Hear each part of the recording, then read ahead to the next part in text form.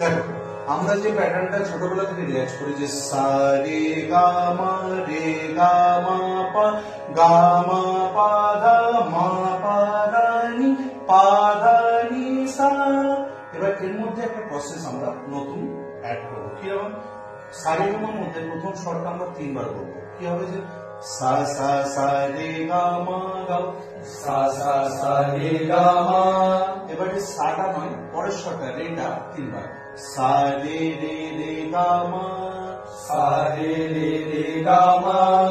এবারে পরের স্বর, রের পরের স্বর সা রে গা মা, সা রে গা মা, সা রে গা মা মা মা, সা রে গা মা মা মা, সা রে গা মা মা মা সুরে, সা রে গা মা মা মা। তাহলে কি হলো দেখো পুরোটা সা রে গা মা মা সা রে গা মা মধ্যে বলছি সা সা সা রে গা মা, সা রে গা মা, সা রে গা মা, সা রে গা মা মা মা।